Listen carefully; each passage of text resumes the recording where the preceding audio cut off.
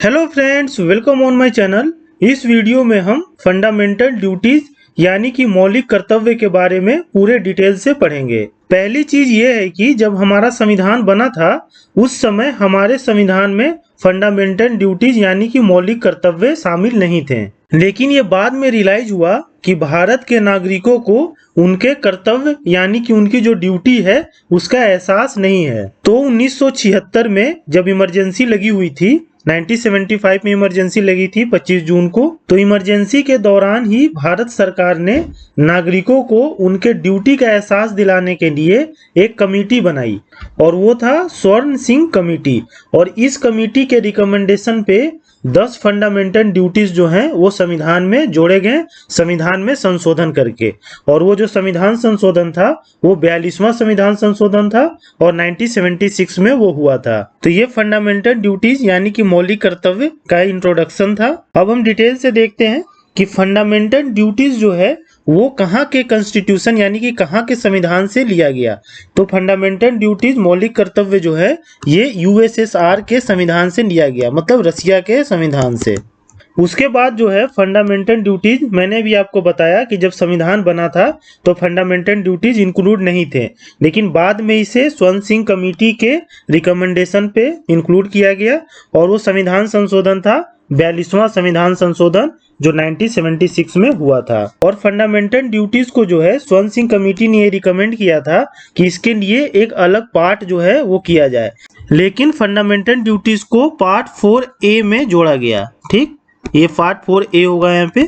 और आर्टिकल जो है एक सेपरेट आर्टिकल इसको दिया गया, वो था आर्टिकल 51A। और इसी आर्टिकल 51A में जो है 10 जो फंडामेंटल ड्यूटीज थी उसको इसमें इंक्लूड किया गया। उसके बाद हम देखते हैं initially there were 10 fundamental duties. Initially जो थे वो 10 फंडामेंटल ड्यूटीज यानी कि 10 मौलिक कर्तव्य जो है वो जोड़े गए थे, लेकिन बाद में जो है एक 11वां फंडामेंटल ड्यूटी जोड़ा गया 86th अमेंडमेंट से 2002 में। तो हम देख लेते हैं कि 86 जो अमेंडमेंट हुआ था 2002 में, जिससे 11वां फंडामेंटल ड्यूटी जोड़ा गया था, उसके बारे में हम डिटेल से देखते हैं। तो इस संविधान संशोधन में क्या था कि elementary education was made a fundamental right, मतलब जो प्रारंभिक शिक्षा है उसको फंडामेंटल राइट यानी कि मौलिक अधिकार बना दिया गया और इसको आर्टिकल 21 में जोड़ दिया गया। इसमें क्या था कि free and compulsory education to children between 6 and 14 year, मतलब कि फ्री में और कंपलसरी एजुकेशन होगा कैसे, चिल्ड्रन का जो 6 से 14 साल के बीच में है। तो ये जो मौलिक अधिकार है ये 86 अमेंडमेंट से जोड़ा गया 2002 में। उसके बाद जो है फंडामेंटल ड्यूटी में जो आर्टिकल 51A में है, मैंने अभी आपको बताया कि जितने भी फंडामेंटल ड्यूटीज थे वो अनुच्छेद 51A में इंक्लूडेड हैं। तो उसमें एक चेंजेस लाया गया, 11वां फंडामेंटल ड्यूटीज उसमें जोड़ा गया और वो क्या था, तो it shall be the duty of every citizen of India who is a parent और guardian to provide opportunity for education to his child between the age of 6 and 14 years. मतलब भारत का ऐसा नागरिक जो एक पिता है या एक गार्जियन है वो अपने बच्चों को जिसकी एज 6 से 14 साल के बीच में है उसको अपॉर्चुनिटीज प्रोवाइड करेगी, किसके लिए, एजुकेशन के लिए, शिक्षा के लिए। तो ये एक फंडामेंटल ड्यूटीज यानी कि मौलिक कर्तव्य में जोड़ा गया और ये जो था 11वां मौलिक कर्तव्य था। तो ये काफी इंपॉर्टेंट है, ये पूछा जाता है एग्जाम में एमसीक्यू में कि 11वां मौलिक कर्तव्य क्या था, या ये पूछा जाएगा कि 11वां मौलिक कर्तव्य जो है वो कब जोड़ा गया। और अमेंडमेंट भी पूछ सकता है कि कौन से संविधान संशोधन से 11वां फंडामेंटल जो ड्यूटी है उसको जोड़ा गया। आगे देखते हैं हम, fundamental duties are applicable on citizen only. जैसा कि हमने पढ़ा है कि मौलिक अधिकार जो है यानी फंडामेंटल राइट जो है वो सिटीजन्स को तो मिलते ही हैं, इंडियन सिटीजन्स को, लेकिन कुछ ऐसे फंडामेंटल राइट्स भी हैं जो फॉरेनर्स को भी दिए जाते हैं। लेकिन फंडामेंटल ड्यूटीज में मौलिक कर्तव्य में ऐसा नहीं है। मौलिक कर्तव्य जो है वो एप्लीकेबल है केवल सिटीजन्स ऑफ इंडिया के लिए, भारत के नागरिक के लिए ही ये फंडामेंटल ड्यूटी जो है एप्लीकेबल है, ना कि फॉरेनर्स के लिए। अब हम देख लेते हैं कि 11 जो मौलिक कर्तव्य हैं वो कौन कौन से हैं। तो पहला है, प्रत्येक नागरिक का यह कर्तव्य होगा कि वो संविधान का पालन करे और उसके आदर्शों, संस्थाओं, राष्ट्रध्वज और राष्ट्रगान का आदर करे, ये पहला है। दूसरा देखते हैं, स्वतंत्रता के लिए हमारे राष्ट्रीय आंदोलन को प्रेरित करने वाले उच्च आदर्शों को हृदय में संजो के रखें और उनका पालन करें। थर्ड देखते हैं हम, भारत की प्रभुता, एकता और अखंडता की रक्षा करें। चौथा है देश की रक्षा करें। पांचवा है भारत के सभी लोगों में समरसता और समान भ्रातृत्व की भावना का निर्माण करें।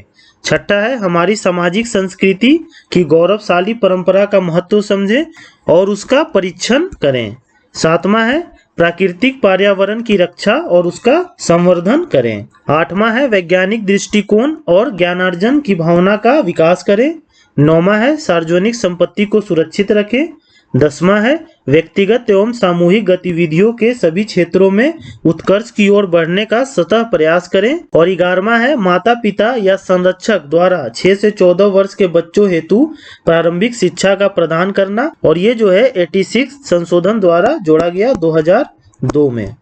तो आप इस मौलिक कर्तव्य को 1 से 2 बार पढ़ लीजिएगा, ताकि एग्जाम्स में जो है क्वेश्चन इस तरह से पूछे जाते हैं। 4 ऑप्शन आपको दे दिए जाएंगे और इसमें पूछा जाएगा कि इसमें से कौन मौलिक कर्तव्य नहीं है। तो अगर आपने इसकी रीडिंग भी की है 1 से 2 बार, तो आप क्वेश्चन को अटेम्प्ट कर सकते हैं। आगे हम देखते हैं स्वर्ण सिंह कमेटी रिकमेंडेशन। स्वर्ण सिंह कमेटी का कुछ ऐसे रिकमेंडेशंस थे जो माने नहीं गए थे, और बाकी जो रिकमेंडेशन थे वो मान लिए गए थे। जो 10 फंडामेंटल ड्यूटीज हैं वो स्वर्ण सिंह कमेटी का ही रिकमेंडेशन था जो इंक्लूड किया गया था। तो कौन कौन से रिकमेंडेशन माने नहीं गए थे उसके बारे में हम पढ़ लेते हैं, क्वेश्चन यहाँ से भी बनते हैं। तो पहला है inclusion of fundamental duties as a separate part in the constitution.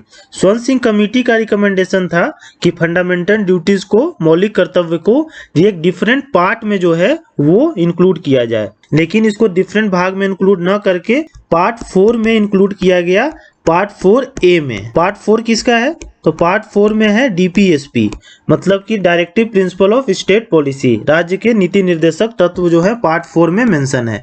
तो पार्ट 4 में जो है एक सब सेक्शन खोला गया पार्ट 4A, और इसमें फंडामेंटल ड्यूटीज को इंक्लूड कर दिया गया। और इसके लिए एक नया आर्टिकल डाला गया, आर्टिकल 51A अनुच्छेद 51A, जिसमें सारे फंडामेंटल ड्यूटीज को उसमें इंक्लूड कर दिया गया। आगे देखते हैं हम दूसरा जो नहीं रिकमेंडेशन माना गया था वो क्या था? टू इंक्लूड ड्यूटी टू पे टैक्सेज। टैक्स पे करने का भी हमारा मौलिक कर्तव्य होना चाहिए, ऐसा इन्होंने रिकमेंड किया था स्वर्ण सिंह कमेटी ने, लेकिन ये रिकमेंडेशन भी नहीं मानी गई थी स्वर्ण सिंह कमेटी की। थर्ड जो है वो देखते हैं हम, to make fundamental duties justiciable. ये काफी इंपॉर्टेंट है कि स्वर्ण सिंह कमेटी ने ये रिकमेंडेशन दिया था कि जो फंडामेंटल ड्यूटीज हैं, मौलिक कर्तव्य हैं, वो जस्टिसिएबल होने चाहिए, मतलब कि न्याय संगत होने चाहिए। न्याय संगत का मतलब क्या होता है कि अगर कोई फंडामेंटल ड्यूटीज का पालन नहीं करता है तो उसको सजा मिल सकती है या उसके खिलाफ लीगल एक्शन लिया जा सकता है। तो इन्होंने ये कहा था कि इसे जस्टिसिएबल बनाया जाए, लेकिन ये भी रिकमेंडेशन नहीं मानी गई थी। और अभी जो है फंडामेंटल ड्यूटीज यानी कि मौलिक कर्तव्य नॉन जस्टिसिएबल है, इसका पालन नहीं करने पे आपके ऊपर लीगल एक्शन नहीं लिया जा सकता है, लेकिन कुछ केसेस में लिया जा सकता है लीगल एक्शन आपके खिलाफ। वो मैं जैसे हम लेक्चर में आगे बढ़ेंगे मैं उसके बारे में बताऊंगा। आगे देखते हैं हम ऑब्जेक्टिव्स। क्या ऑब्जेक्टिव्स है फंडामेंटल ड्यूटीज का यानी कि मौलिक कर्तव्य का? तो पहला है प्रोमोट पैट्रियोटिज्म इन सिटीजन्स, मतलब जो हमारे नागरिक हैं, भारत के नागरिक हैं, उनमें देश प्रेम को प्रमोट करना, ये इसका एक ऑब्जेक्टिव है। दूसरा है प्रमोट आइडियाज ऑफ हार्मोनी, मतलब कि सद्भाव के आइडिया को प्रमोट करना, इसका एक ऑब्जेक्टिव है। अगला देखते हैं हम, to ensure citizens commitment towards the state. State के प्रति यानी कि राज्य के प्रति जो नागरिकों का कर्तव्य है उसके बारे में उन्हें बताना, इसका एक ऑब्जेक्टिव था। अगला देखते हैं हम, warning against anti social activities, मतलब कि जो असामाजिक एक्टिविटीज करते हैं उनके लिए एक वार्निंग था। जैसे कि कुछ लोग नेशनल फ्लैग को जला देते हैं, नेशनल एंथम का रिस्पेक्ट नहीं करते हैं, तो उनके लिए जो है एक वार्निंग था। और हमने पढ़ा कि फंडामेंटल ड्यूटीज जो हैं वो जस्टिसिएबल नहीं है, मतलब कि न्याय संगत नहीं है, लेकिन कुछ प्रावधान ऐसे लाए गए हैं जहां पे ये जो है वो जस्टिसिएबल है। तो अब हम देखते हैं कैरेक्टरिस्टिक्स। क्या कैरेक्टरिस्टिक्स है इसका? तो non justiciable in nature but there are many laws which makes this duties justiciable. मैंने भी आपको बताया कि ये न्याय संगत जो है वो नहीं है, लेकिन कुछ ऐसे लॉज बनाए गए, ऐसे कानून बनाए गए हैं जिससे ये ड्यूटीज जो है वो जस्टिसिएबल हो गए हैं, यानी कि न्याय संगत हो गए हैं। अगर कोई इसका पालन नहीं करता है तो कुछ ऐसे लॉज हैं जिसके तहत जो इसका पालन नहीं कर रहा है उसके ऊपर कार्रवाई की जा सकती है। उसके बाद हम देखते हैं it means it's our duty and moral obligation to follow the fundamental duties, but if you are not following and creating hindrance in the protection of sovereignty and integrity, it can be a punishable offense।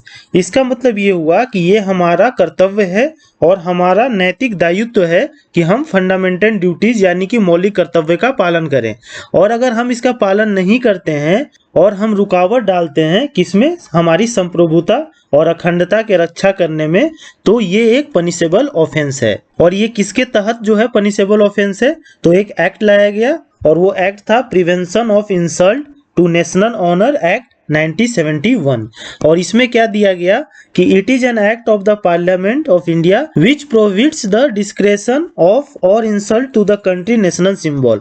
मतलब इसमें यह दिया गया कि अगर आप insult करते हैं हमारे देश के नेशनल सिंबल्स को, जैसे कि नेशनल फ्लैग हो गया, हमारा झंडा हो गया, हमारा संविधान हो गया, हमारा नेशनल एंथम हो गया, हमारा इंडिया का मैप हो गया, और including the contempt of Indian constitution यानी कि हमारे भारतीय संविधान का अवमानना करना, अगर ये सब आप करते हैं, नेशनल सिंबल्स का डिसरिस्पेक्ट करते हैं, तो आपको जो है वो पनिश किया जाएगा। तो ये जो है ये एक्ट में लाया गया। तो इससे हम ये समझते हैं कि हमारा जो फंडामेंटल ड्यूटीज है, मौलिक कर्तव्य है, वो जस्टिसिएबल नहीं है, न्याय संगत नहीं है, लेकिन उसके कुछ पार्ट ऐसे हैं जो न्याय संगत है। मतलब अगर आप हमारे नेशनल सिंबल्स यानी कि भारत के नेशनल सिंबल्स को अगर आप डिसरिस्पेक्ट करेंगे, उसका रिस्पेक्ट नहीं देंगे, तो आपको पनिश किया जा सकता है। आगे हम देखते हैं Burma committee recommendation. Burma committee जो है 1998 में बनी थी, जो 1999 में अपना रिकमेंडेशन दिया था। तो उनके रिकमेंडेशंस को देख लेते हैं कि क्या क्या इन्होंने रिकमेंड किया था। तो पहला है ड्यूटी टू पे टैक्सेज। टैक्स को पे करना जो है वो एक फंडामेंटल ड्यूटीज होना चाहिए, मौलिक कर्तव्य होना चाहिए। ये रिकमेंडेशन दिया था बर्मा कमेटी ने, और ये रिकमेंडेशन जो है स्वर्ण सिंह कमेटी ने भी दिया था। ठीक, तो ये ध्यान रखिएगा, ये दोनों कमेटी ने रिकमेंडेशन दिया था। उसके बाद है बर्मा कमेटी ने ये दिया था कि duty to vote at election, मतलब इलेक्शन में वोट करना ये आपका एक फंडामेंटल ड्यूटीज है, आपका मौलिक कर्तव्य है। ये रिकमेंडेशन दिया था बर्मा कमेटी ने। आगे देखते हैं हम actively participate in the democratic process of governance, मतलब कि लोकतांत्रिक प्रक्रिया जो है गवर्नमेंट का, उसमें सक्रिय रूप से भाग लेना, इसके बारे में भी रिकमेंडेशन दिया था बर्मा कमेटी ने। लेकिन ये तीनों चीजों को इंक्लूड नहीं किया गया है अभी तक फंडामेंटल ड्यूटीज में। अब हम देखते हैं कि कुछ एग्जाम्स में, जैसे कि यूपीएससी और स्टेट पीसीएस, उसमें ये क्वेश्चंस आपसे पूछ सकता है कि आप बताइए कि आपको अगर सजेशन देना है फंडामेंटल ड्यूटीज के लिए, मौलिक कर्तव्य के लिए, तो आप क्या सजेस्ट करेंगे। तो कुछ जो सजेशंस है उसके बारे में हम देख लेते हैं।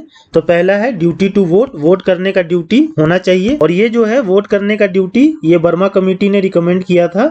उसके बाद देखते हैं हम ड्यूटी टू पे टैक्सेज, टैक्स पे करना एक फंडामेंटल ड्यूटीज होना चाहिए, और ये भी जो है बर्मा कमेटी ने भी और स्वर्ण सिंह कमेटी ने भी, दोनों ने इसको रिकमेंड किया था। उसके बाद देखते हैं duties to keep premises clean, हमारा ये फंडामेंटल ड्यूटीज होना चाहिए कि हमारे आसपास का जो इलाका है उसको हम स्वच्छ रखें, और स्वच्छ भारत अभियान में हम बढ़ चढ़ के योगदान करें। अगला देखते हैं हम duty to prevent civil wrong, मतलब कि गलत चीजों को होने से रोकें, ये भी एक हमारा फंडामेंटल ड्यूटीज होना चाहिए। अगला देखते हैं हम duty to raise voice against injustice for betterment of society. इसका मतलब ये हुआ कि हमारे आसपास अगर कोई इनजस्टिस होता है तो उसके खिलाफ आवाज उठाएं for the betterment of the society. तो ये भी एक फंडामेंटल ड्यूटीज होना चाहिए। आगे हम देखते हैं duty to protect whistle blowers. Whistle blowers का मतलब क्या होता है कि किसी भी ऑर्गेनाइजेशन में या किसी भी जगह पे जो वहां गलत हो रहा है, अगर उसके खिलाफ वो आवाज उठाते हैं तो उसे विसल ब्लोअर कहा जाता है। तो हमारा ये फंडामेंटल ड्यूटीज होना चाहिए, मौलिक कर्तव्य होना चाहिए कि हम विसल ब्लोअर्स को प्रोटेक्ट करें। ये किस लिए, for making our system more transparent, ताकि हमारा जो सिस्टम है वो काफी ट्रांसपेरेंट और हो और करप्शन फ्री हो। तो ये सब जो सजेशंस हैं आप एग्जाम में दिख सकते हैं अगर आपसे क्वेश्चन पूछता है तो, या इंटरव्यू में आपसे क्वेश्चन पूछता है कि आपके अनुसार और क्या फंडामेंटल ड्यूटीज होने चाहिए, तो ये सब चीजें आप उसमें मेंशन कर सकते हैं। तो होप आपको फंडामेंटल ड्यूटीज यानी कि मौलिक कर्तव्य अच्छे से समझ में आ गया होगा। आप इस वीडियो को 1 से 2 बार देखिए, जो इंपॉर्टेंट चीजें हैं उसको नोट डाउन कर लीजिए, और रिवीजन आप बाद में कॉपी से कर लीजिए। आपको वीडियोस बार बार देखने की जरूरत नहीं पड़ेगी। और अगर आपको ये वीडियो अच्छा लगा तो please like, share and subscribe to my channel. Thank you.